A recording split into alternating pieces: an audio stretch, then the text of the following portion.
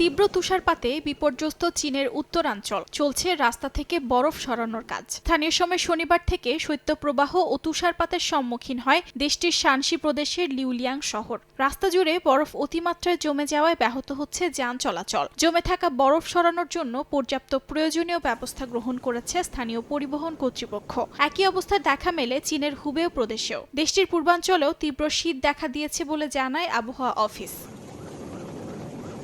অঞ্চলগুলোতে তুষারপাত ও শৈত্যপ্রবাহের জন্য নীল ও তীব্র বাতাসের জন্য জারি করা হয় হলুদ সতর্কতা। শেননং জিয়াং মহাসড়কের তুষার অপসারণ করতে কর্মীরা লবণের ব্যবহার করে। এছাড়াও দেশটির শিয়ান শহরের উডান পর্বতে বরফ জমে বহু পর্যটক আটকা পড়লে পরবর্তীতে তাদেরকে সরিয়ে নিরাপদ স্থানে নিয়ে যাওয়া হয়। নিরাপত্তার খাতিরে পর্বতটি সাময়িকভাবে বন্ধ ঘোষণা করা হয়।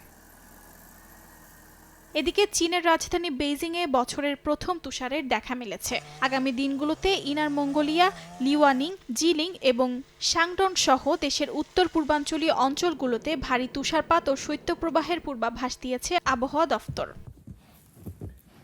তীব্র তুষারপাতে বাসিন্দাদের নাজেহাল দশা এবং যোগাযোগ ব্যবস্থায় ধস নামলেও হুনান প্রদেশের চিড়িয়াখানায় আনন্দে দিন কাটছে পান্ডার। লুইয়াং নামের পান্ডাটি তুষারের মাঝে ব্যাপক আনন্দ খুঁজে নিয়েছে বলে জানায় চিড়িয়াখানা কর্তৃপক্ষ।